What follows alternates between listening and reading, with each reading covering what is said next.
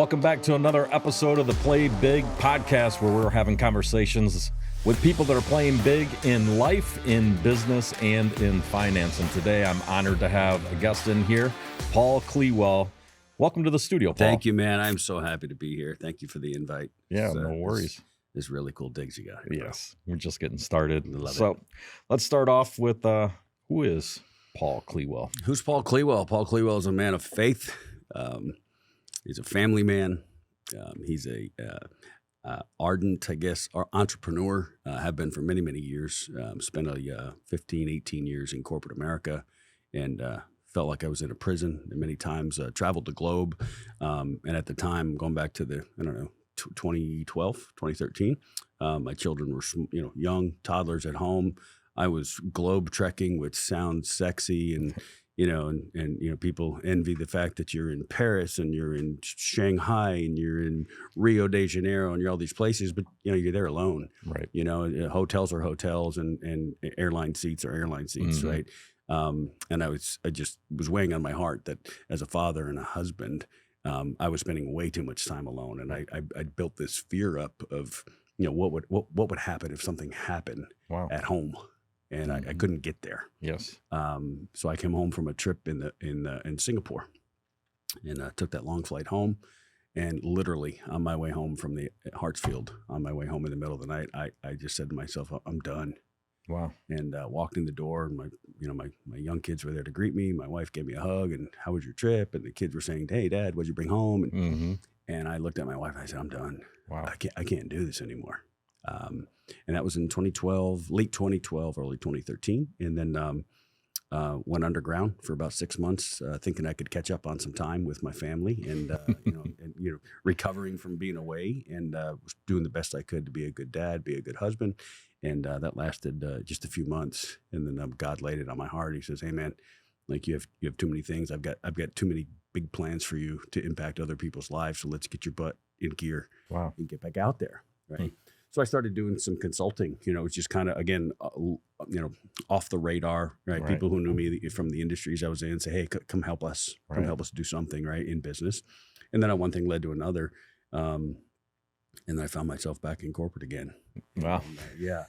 And that was just not too long ago. But along that way, what I found was that I have a calling to work with small businesses. That's really where my heart lies.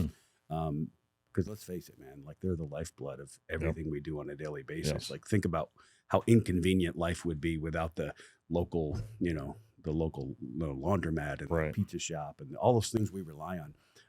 And what I found over time is like those small business owners, they're really good at what they do. Like the HVAC guy, he's really good at making sure your air conditioner works, but they don't necessarily know how to grow and scale their business. Right.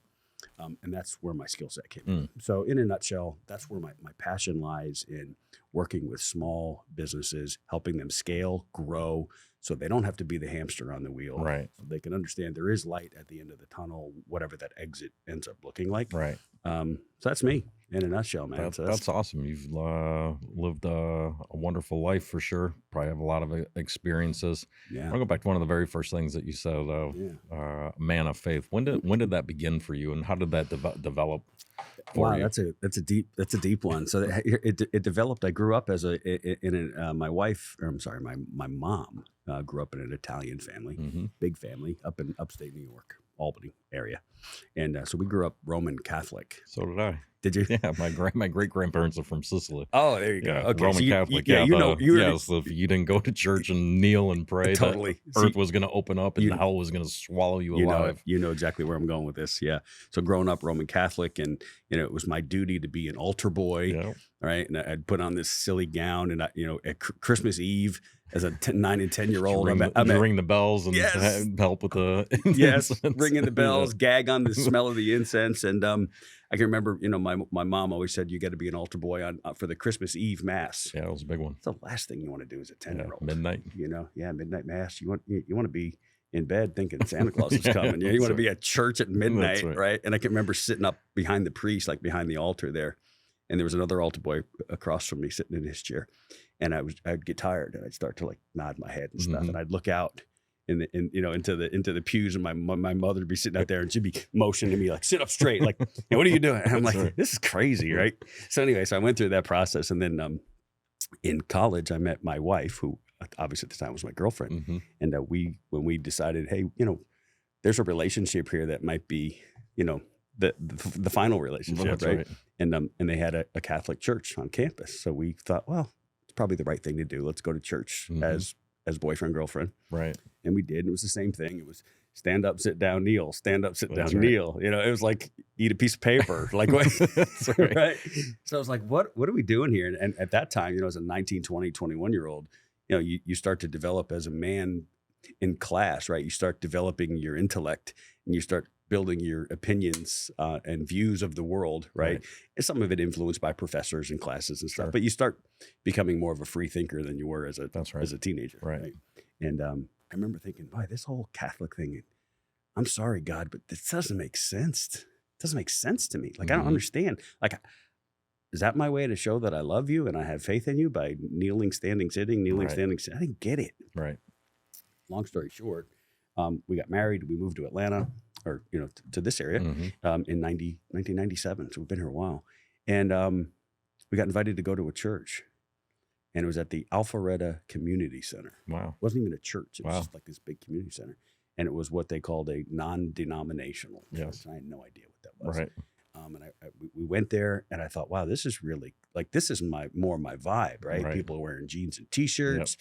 There's no stand up, sit down, kneel, stand up, sit down, kneel. There was this really cool guy on stage who was just sharing love and sharing message, and just speaking truth, right? Because you remember growing up as Catholic, like, I remember sitting in the pew as a kid and always seeing a Bible sitting there, but no one ever said, pick it up and read it. No. Ever. No, they would maybe have a reading and then Or you'd the hear a hymn. homily. Yeah, exactly. Yeah. It was never sink in. Yeah, it never sunk in. So what I liked about this was because I was searching, and it was God laying it on my heart saying, come find me. I'm here. That's You just awesome. got to come find me.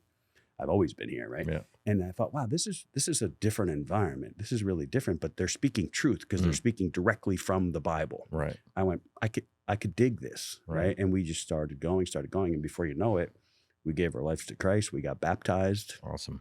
all over again, right? Yes. Because I was baptized as a That's baby, right. but what's the You don't know point? what you're doing. Yeah. Dunking you in water. Dunking me in water, and whatever. So that's where it all started. And that was probably 1998. And we've never looked back. So how has that impacted you through your life? Obviously, that's a marking moment of Yeah. growing up with one belief system that shapes people, to finding truth for you and for your wife. How has that impacted your life together with a family and business, and through some of those choices that you were making, a hard choice of coming back from Singapore? Is God and Jesus somebody that you lean on in those tough moments and other moments? So how has that impacted your life? Yeah, that's a great question. And it has impacted us as a family and me as a man exponentially, like in profound ways, right? And I lean, this sounds cliche because none of us are perfect, right? I tend to think that I lean on God's understanding and Jesus' guidance for everything. But I have like you, right? We're alpha males, we're entrepreneurs, we're movers, we're shakers, we're high performers, we're all these things that people want to define us as. I find myself falling into this trap where if I have a struggle during the day, depending on what that struggle is, especially if it's a business challenge, there are times where I'll say to myself, God, you know what, dear Lord, like, what do I do? But more often than not, if it's business related, I find myself self-talking, going, you know what, God, I got this one. Wow. Like, I don't need you for this Wow. one. I'm going to need you for something bigger. Wow. So I'm dealing with this problem. I'll just deal with this. I got it. Right. And then, and it's like, you hear this voice, right? And it's like, no, dude, you don't got it. Yeah. Right. But I get, what is it? The stubbornness maybe, where I think, hey, you know what, God, I'll call on you when I need you because you are so much bigger than this little problem I have. Right. So I fall into that trap. I go, if it's a small problem, let me just handle it. Right. Where he's going, no, dude, bring them all to me. I'm in everything.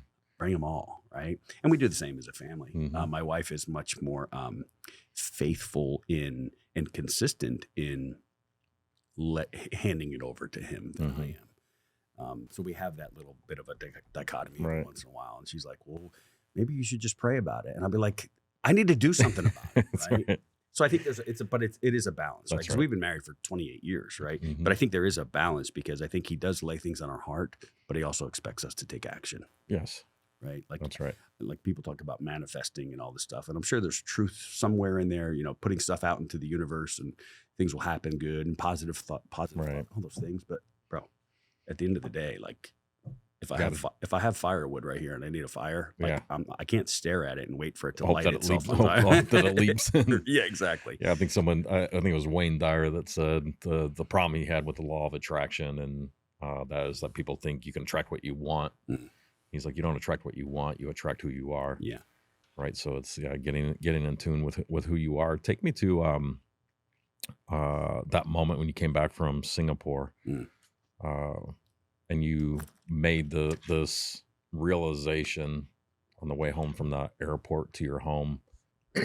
Tell me what emotions were going through you. Had this been something you were contemplating for a long time, and then finally the levee broke, and you're just like you hit a wall, and this was it? But tell me what was that like emotionally, internally, on the drive home? Yeah.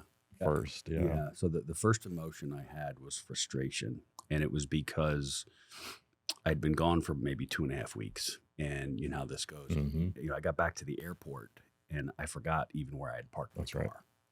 right. And so I had to sit in one of the little security golf carts, and they Drove drove me you, around, yeah. and I had my key fob, and I was hitting the panic button, right, waiting to get Mm, close enough yeah, to my own that's car, right.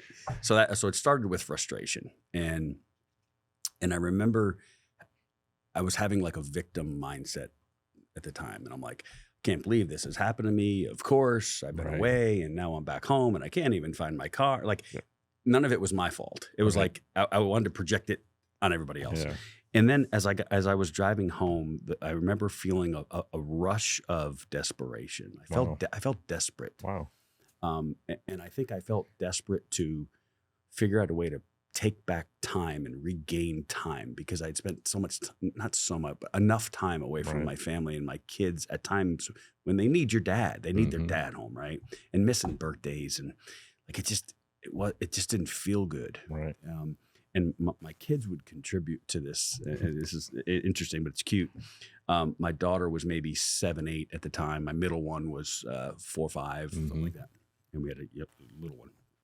And my daughter specifically, and both of the two older ones really, but more my daughter, before I would leave for a trip, she would write little notes. Oh, that's cool. Like, hey, Daddy, and we have this saying in our house, be your best, do your best. Yeah. Awesome. So she would write this note, hey, Daddy, be your best, do your best. Please call me when you get to London, right? Or some Right. little note, some Right. little cute thing. And she'd draw a little picture, right? And my middle one would, draw a little picture of, the two of us dressed up as army guys. Yeah. And so they would fold these up and they would stick them in my That's bag and in awesome. my brief. So I'd show up at hotels or wherever I'd show up and I'd find these little notes. That's cool. And I so loved it and needed it, but it was also so heartbreaking Yeah. because it was just a constant reminder of I'm not with them. I'm not where I should be. Mm. So that was where that feeling of desperation came in on my way home. And even pulling into the driveway, I had this like feeling of anxiety because I was like, man, I can't do this anymore.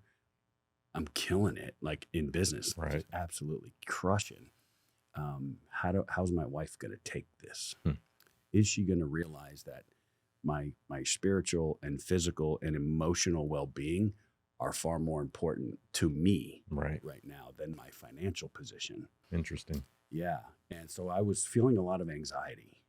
But it was this duality of if I make a decision, I'm hoping the anxiety is going to go away. So it was like I was putting I was all in on Right. red, All the chips are in. putting all my chips Yep. in. Right. And obviously it's worked itself out. So, but yeah, there was a lot of, I didn't feel relief and I was hoping that I'd feel relief. Mm. It wasn't until weeks later where I had, consistent mornings of getting up and waking the kids up and doing breakfast, and Right. making lunches and taking them to school. It took a couple of weeks for me to go, yeah, this feels good.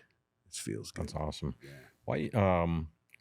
There's a lot of people in that situation. People that are in corporate America, which what you were in that time, were an entrepreneur. I certainly have spent a lot of time away from my family. over the years. Why do you think some people like yourself have the courage? You felt desperation, but I see it as like courage. Yeah, you feel desperation, but making that decision is a courageous decision of honoring you, what you value, who you value, and where and how you want to spend your time. There's a lot of people that are in that position that may be wavering because of the duality, like you said, because of the financial aspect of it, but they continue to only look at that and self-sabotage their own internal well-being. Yeah. What is it that you think is courageous about you in that endeavor, and what advice would you give someone that's sitting in a similar situation? Because I think there's hundreds of thousands of people sitting in that same spot. Yeah, I mean, first of all, thank you for categorizing it as courageous. I don't know if I'd classify myself that way.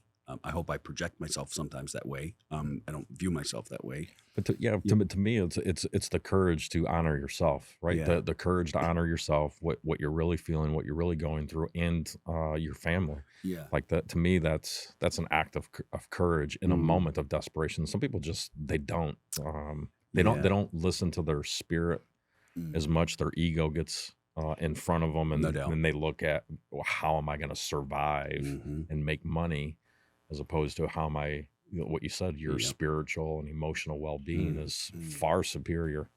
I think it comes down to, for me, it was a moment of identifying this idea of self-love. And I don't mean that in an egotistical way or a conceited way. What I mean by that, Jason, is like I came to a moment where I realized that if I wasn't taking care of myself, if I wasn't really dialed in on my spirituality and my physical health and my just everything about me as a being, right?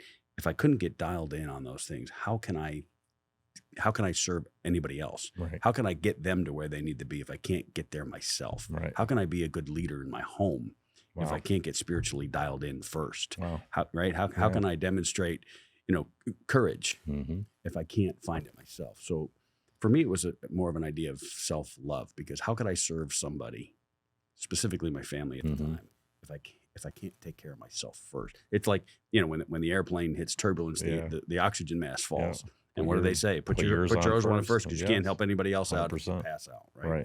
So it's that acute awareness of self-love, and again, not in a conceited way at all, but taking care of myself first so that I can pour into those that I love, and maybe even more importantly, those who need love or need what you have to offer and give. Right. Where do you think that you learned that from? Like how did you come to that awareness? Was it something that through things that you have learned or studied or listened to, or is it just conversations with God, or where did that? So I think there's a combination. I'd like to say it was from things I've learned and things I've read and people I've followed and people that I've looked up to, right?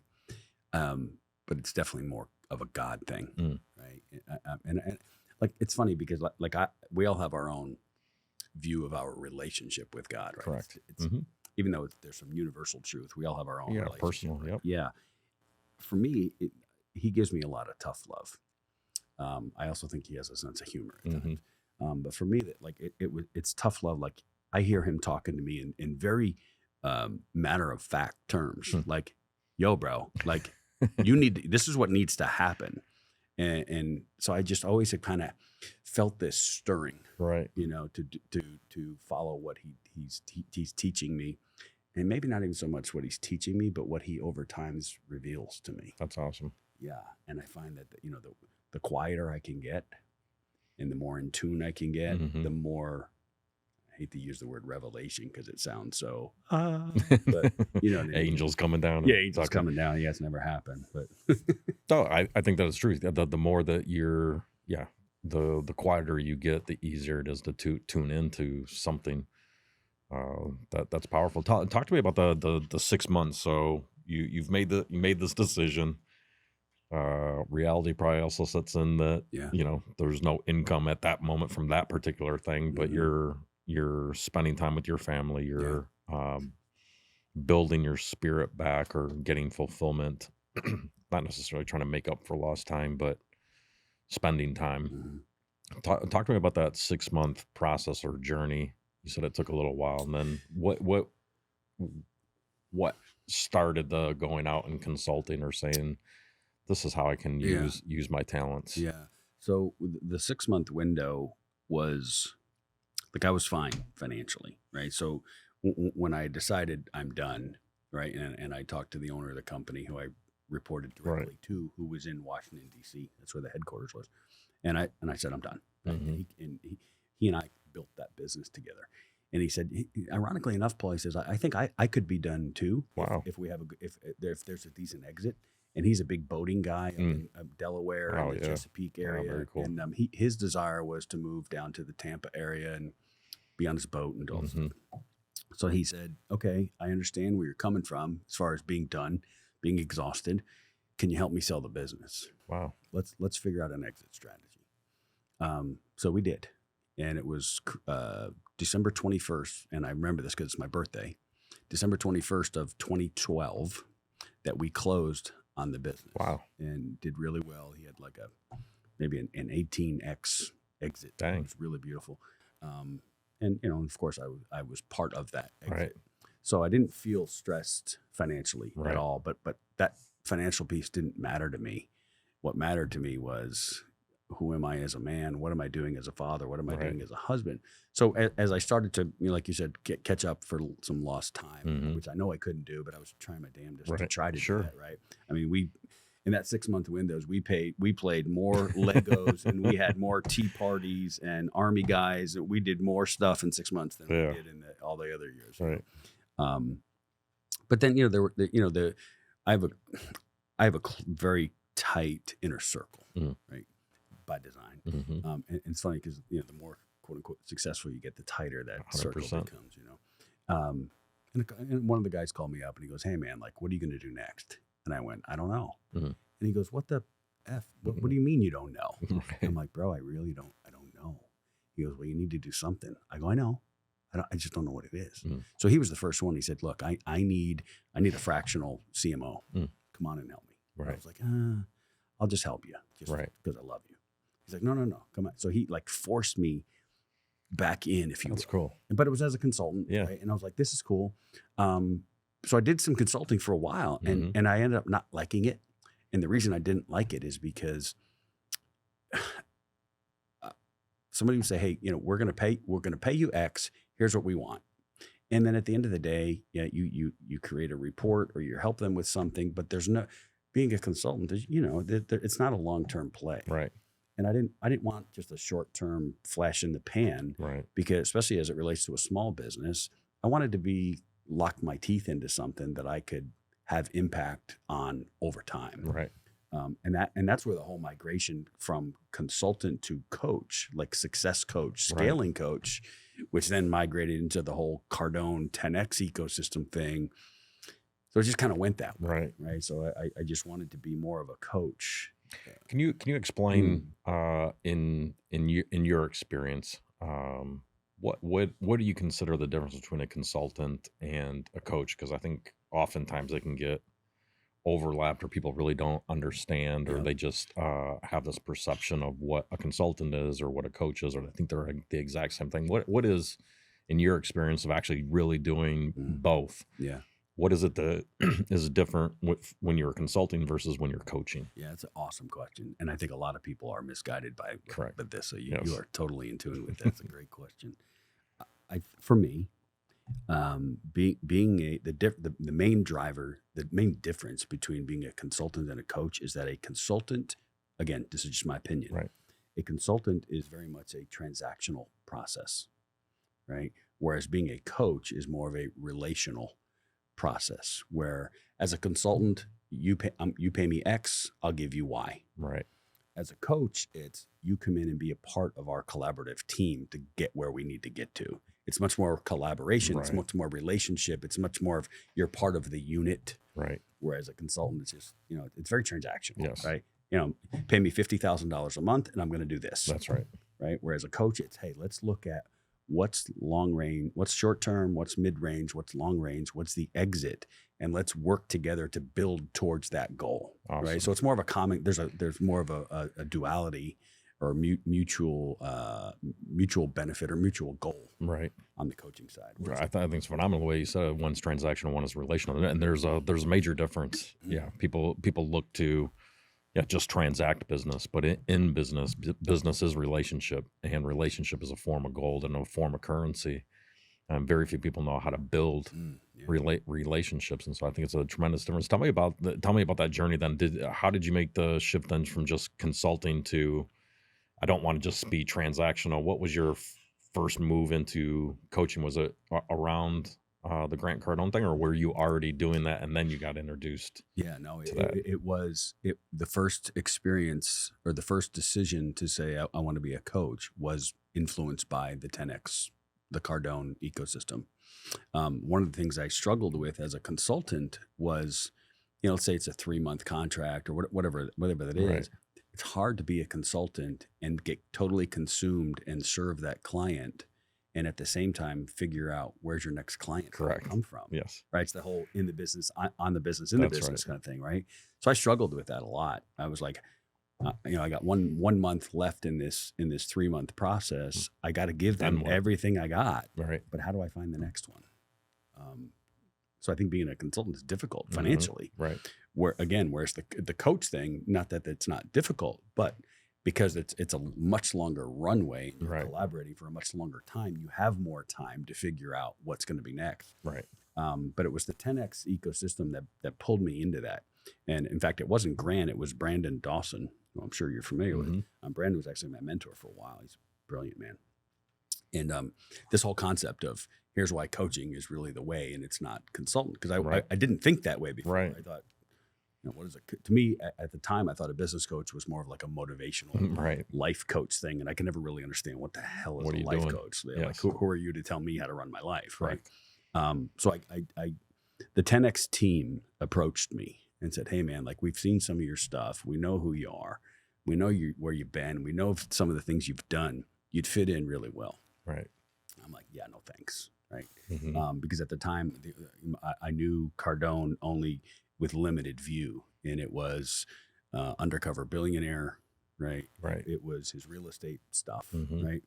And then I got exposed to this whole 10X business and scaling opportunity.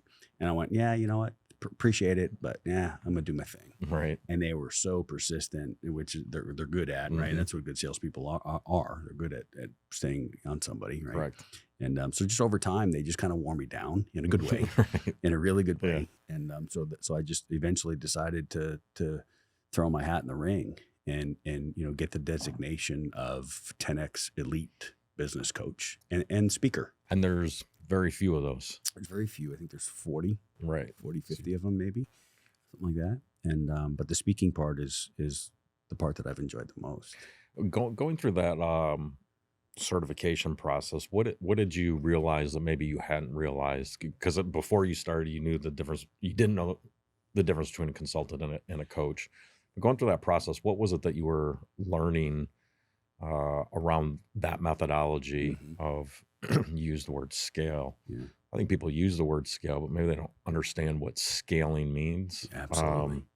Explain to me that, like, what did you learn during that process of certification and scaling that you're like, yeah, this is, wow, dude, you are so good. This is my jam. You're so good. You are so dialed in. I can't believe it. The biggest thing I learned, and I learned it quickly because I was also struggling from this, and that is scaling a business is really built around algorithms. And what I mean by that is if you have an ambition to grow or to start and scale a business to $3 million a year, there are very specific algorithms and simple steps that you can put in place. There's a game plan. There's a box cover to the puzzle that you can look at and say, oh, this piece goes here, this piece goes there. And if I just follow the process, I can scale to 3 million. And then from 3 million to 10 million, there's that same process, but it's there are a lot of different elements. But as long as you understand and have visibility to the fact that there are algorithms that do exist, and if you do things in a very sequential way and do them right, scaling to 3 million and scaling to 25 million, one's not harder than the other. Right. So what I learned was like this revelation again of, yes, you have to grind. Yes, you have to work hard. Yes, you have to have a good product. Yes, you have to have a process and all things, right? But there is a very specific, and what's really cool about the Cardone team is they have studied over 25,000 businesses to gather this data to create and build those algorithms. Wow. Right. So they know if you want to go from 25 million to 75 million, there are specific things that need to happen sequentially to get to those next levels of top line revenue. If you will. So that was so new to me. I just thought, well, if someone asked me 3 years ago, how do you go from 25 million to 75 million in revenue? I would go. I would give sell more. Yeah. Hire more. I don't know. More products. Yeah. I would ask. I would answer in all those typical MBA kind of answers, right? Because I really did not know. Right. Now I do. So it's very it's very process driven. Right. And as long as you understand the process, like you have a wildly successful business, right? And at any point in time, there are these elements that I'm talking about. There are up to 75 elements that have to be put into play in sequential order, like dominoes. Right. And if you pull a couple of dominoes out of the middle, the chain doesn't run. Right. And most people don't understand that. However, like a businessman successful like yourself, others, those things get put in play, those elements. And sometimes you don't even realize you're putting them in play because you're instinctive, intuitive, you have experience, you have a good team. So sometimes the puzzle gets built and without the box cover, just because you know that the blue pieces must go up here because it's the sky, and the red pieces go here because it's the barn, and you can collate them in categories. And before you know it, you start, painting this picture. So it's so that's the long answer is it's very algorithmic. In nature. When you say algorithmic, without scaring off people that hated I don't know math. how to spell it. So I don't know how to spell it either, but I'm not a good speller. But if someone is listening, it's like, oh, I don't like math, and algorithms scared me, and calculus, whatever part of math that you learned it. Yeah. But you said a couple of things. Algorithms. You also used the word simple. But the word I love the most was sequential. And explain to me what is an algorithm when you use the word algorithm as it relates to business? Yeah, to me, it's a really good question. I hated math too, and I'm scared of it still. So when I'm referring to algorithm, I'm really referring to a process. Okay. And in its simplest form, for listeners, like was it 98% of businesses in America? There's 36 million of them. 25 million of them are under $3 million in revenue. Right. There's a reason for that. That's right. It's because those business owners, as smart as they are and as much as they hustle, they just haven't understood yet that there's a code to be cracked. Right. To move to the next level. That's what the whole 10X ecosystem brings. Right. So to answer that question, like in its bare bones, we have what's called the 4 Ps. So this is the algorithm, and it's letters, it's not even numbers, right? But it's the 4 Ps, and it's promote, profit, process, and people. And essentially what that means is, if you want to get to $3 million, it's a quote unquote simple algorithm. You have to be able to promote your product or service. In other words, you have to be able to sell it, market and sell it. Right. And from that, you have to be able to make a profit, make some money doing it. Once you make some money, the 3rd P, process, now you can afford to put a process in place, whether that be a CRM or putting QuickBooks in place or whatever that process is. Once those 3 Ps are in line, and this was going to make total sense when I explain this to most people anyway, when you get to the 4th P, and that's the people piece, I always say to people, like, good people, like high caliber, high performing people are never going to come work for lack of a better word, for shitty business owners. Right. You'll never attract them and retain them, because a high performer, like if I said, Jason, I really want you to come work for me because you're the bomb. You're going to look at it and go, okay, can I make money? Can I have, does he have a product that I can sell? Right. right? Does he have processes in place that can support me in my growth and my own revenue targets and my own income targets and all that stuff?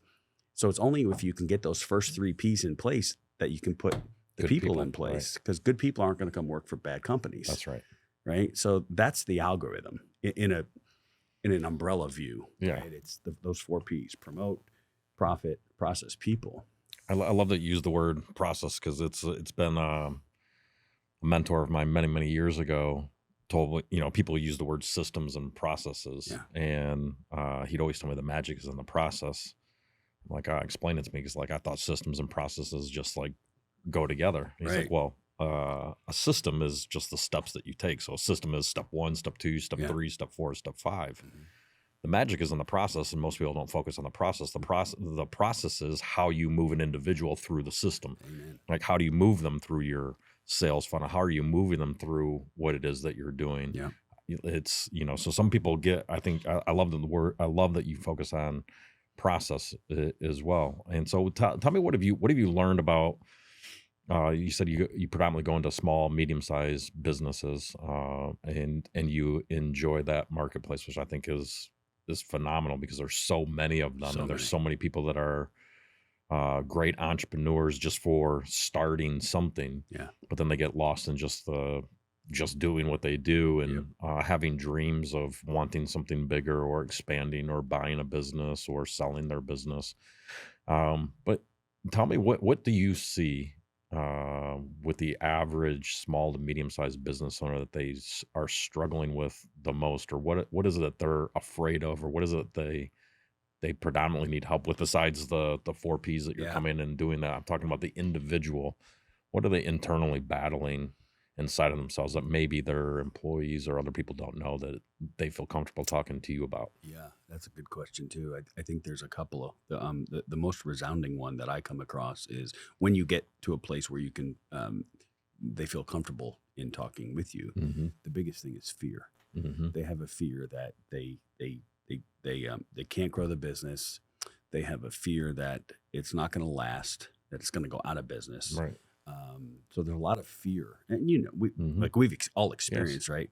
I've met a lot of small business owners who, just like me at one point in time, spend many nights sitting up with their head in their hands going, oh my gosh, like, what am I doing? Right. And they don't even know. Number one, they don't know what they don't know. Right. And we've all been there. We all understand that and can empathize with that.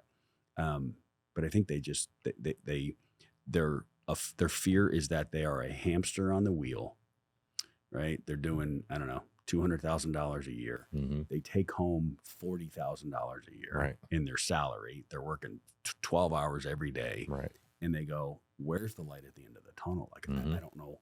How do I get out of this? Now that I've gotten into it, how do I get out of it?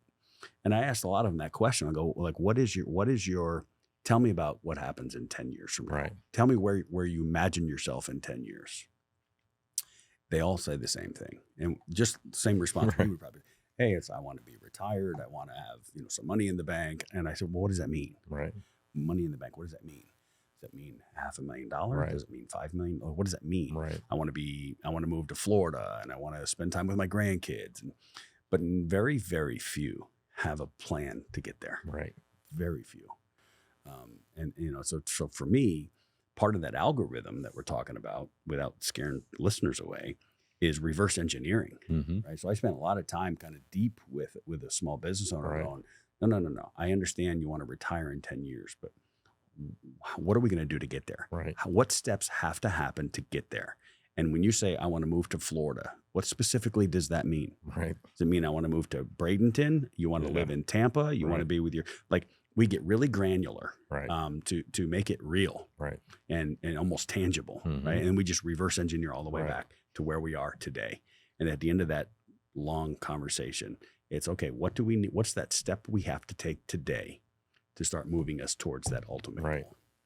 What do you think? What do you think holds somebody to that standard? So it's you also talked about things that are simple, and I always like trying to make things more simple. I think humans make complex situations complicated. Oh yeah, as opposed to simple, and it goes against the law of nature. But when people set a goal in the future, and especially if you're talking about 10 years, So I set a goal in the future.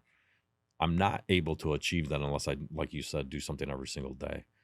How do you help hold someone to a daily standard of simple things that they may not think of? And this is these 3 or 4 simple things that if I just did them every single day is actually going to get me to where I need to go in the future. Like the future is just like, I can visualize it, I can see it, I can write it down, I can do all those things, but it's harder for me to get there if I don't do simple, practical things on a daily basis and hold myself to a standard. To it. How do you find a successful way of holding another individual who you're not responsible for? They have to. I mean, they make their own decisions, but as you're coaching them, how do you hold a standard for them that then becomes, I guess, embodied in them, that allows them to achieve the results that you're able to get for people? Awesome. Yeah, that's a great question. So we build action plans, and we build these business processes that are specific to the individual, right? And you're absolutely right. At the end of the day, they have to hold themselves responsible, right? I can cheerlead for them all I want to. I can give them knowledge. I can give them information. I can give them insights and vision of where they want to go. But the word that I want to throw into this response is the accountability word, right? I can't hold them accountable. Right. They have to hold themselves accountable. So like in my engagements as a coach, like we talk every week. Right. Right. So we will assign tasks, if you will, and we'll agree. These are the things that need to happen between now and next week. Right. Can you hold yourself accountable? Period. End of story. Right. Like I don't sugarcoat. You know what I mean? Because like if you're going to pay me as a coach, number one, you're paying good money for me to be a coach. Right. So what are we doing here? Right. If you can't hold yourself accountable, like I would rather end the engagement. Correct. Than try to get you to see how good you are and what your potential in your business is if you can't hold yourself accountable to it. Tell me about that. Because you work with a lot of people, you've been a lot of places. Clearly you have a unique skill of what you just said, seeing something in somebody that maybe they don't see in themselves. How do you personally deal with that? If they don't see it themselves, like how do you deal with that, or how do you help them see themselves for what you see them as? Because you've seen a lot of people, so you would recognize something in somebody that represents something of like the potential in somebody. It's almost like a parent and a child. Like I see you as this, and maybe they don't see themselves as that, but you can see them as that. And sometimes you want more for them than what they want for themselves, totally. And you can't take responsibility for someone else's lack of responsibility. But tell me, how do you personally deal with that when you are working with people where you can see something in them that maybe they can't see in themselves? Wow, that's good. It's a great question, and I'll admit that I don't think I'm very good at that because I get frustrated, right? Because like if I see the potential, right, like I'm more of the guy who's gonna like not physically, but literally, like I want to grab you by the shoulders and go, bro, like you've got so much potential, right? And they're like, but I don't see it, right?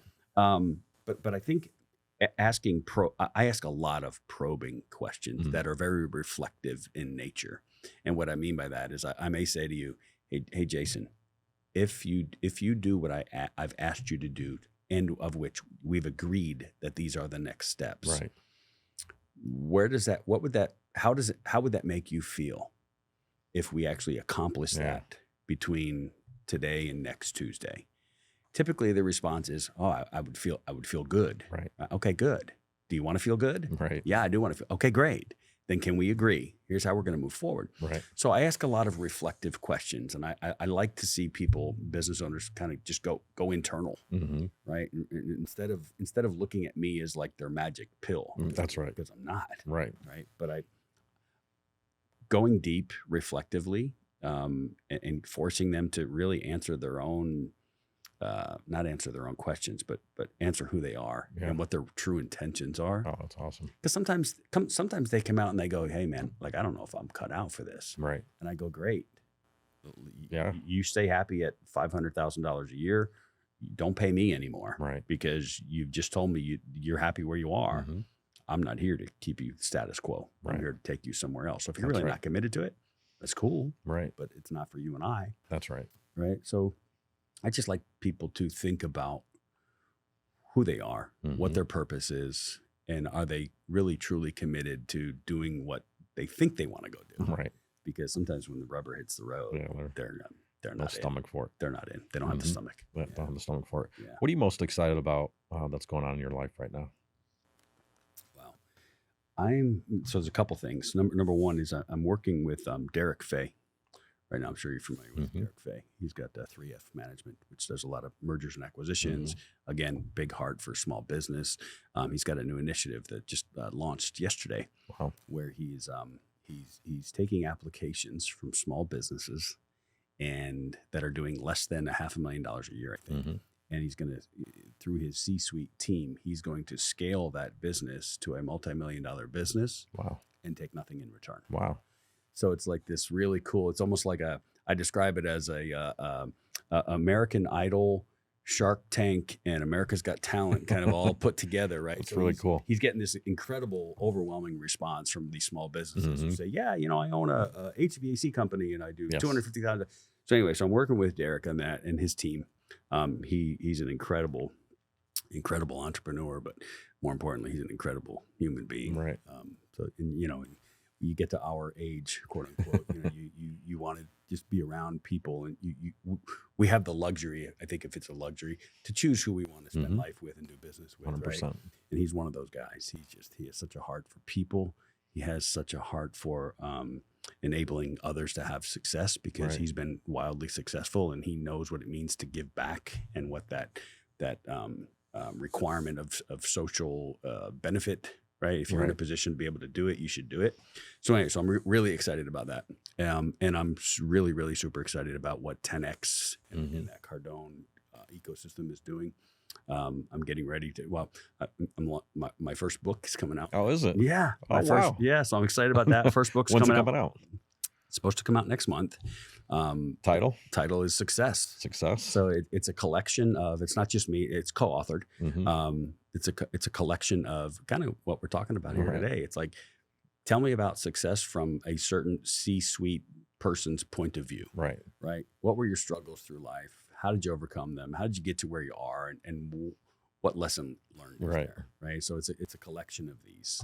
So that comes out next month. And when it does come out, is it on Amazon or where will people go to? It'll be on Amazon. The publishing company, I don't even forget their name, but they have a track record of getting put on the Wall Street's bestseller list, Wall Street Journal bestseller list, something like that.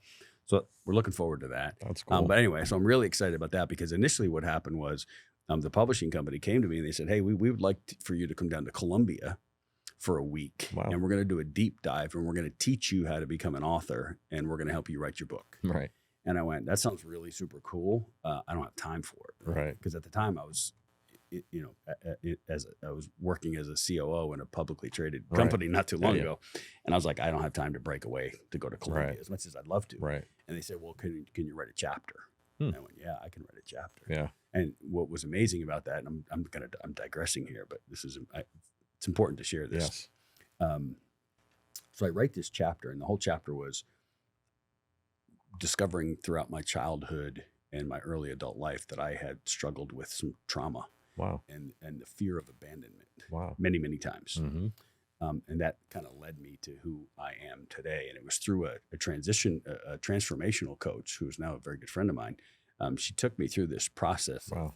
of going deep into my soul and understanding why I have these feelings of fear of abandonment. And we were able to connect all these dots throughout my childhood and my adolescent years and my high school years and college years and all the way up. And it wasn't until I was in my late 40s, which is not too long ago, that I discovered that I absolutely struggled with this fear of abandonment. Wow. And it wasn't until I could discover it, address it, call it out for what it really was, that what it ended up doing was creating this superpower called vulnerability. Oh, wow. Where I finally felt like I could give the world and give people who I really am rather than who I want them to think that you are, right. Like this imposter syndrome. Yeah, yeah. Right? So it really opened up like this superpower for me to just be raw, authentic. Not that I ever was not. Oh, I understand. But I was always I built walls around me, these walls of fear, but they were permeable walls where I might let you in to a certain extent, but I'm going to keep you at arm's length to a certain extent. And the reason I was always doing that throughout the years was this fear of abandonment. Wow.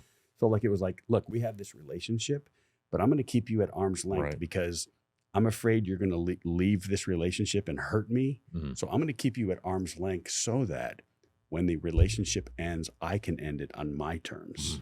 Interesting. And I did that personally, professionally, for many years. And it all came back to this deep-rooted fear of abandonment through childhood experiences. It blew my mind. Yeah. So anyway, that's what I write about in the book. Oh, that's awesome. Yeah.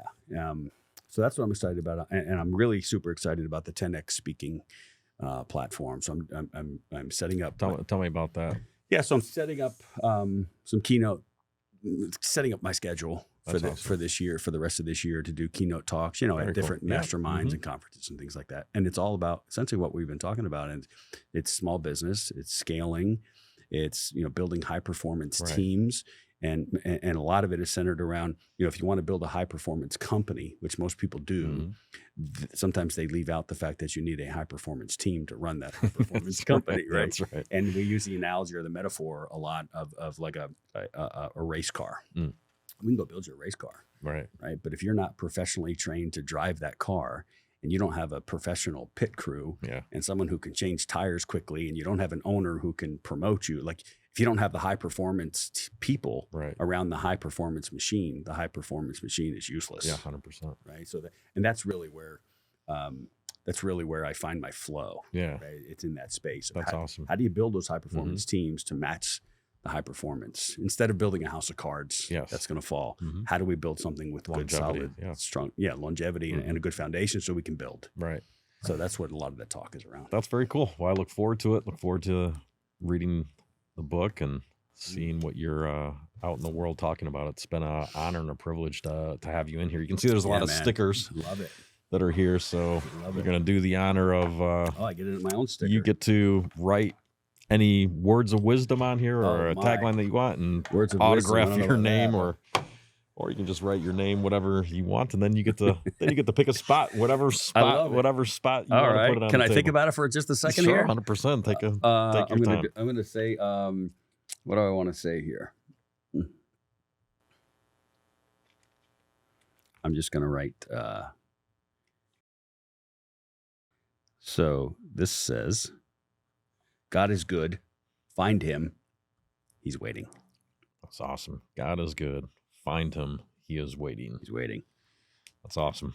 Now you get to find to find a spot. Wherever you want, man. I'm going to go on the empty spot over here. Although we'll go. No, you know what? Let's go right here. Yes. Very good. Well, it's been an honor. Thank you, man. I love Paul, this. This was awesome. Thank you for being in here. You're amazing. Yeah, thank you. Until next time, always ride the wave of life and always play big.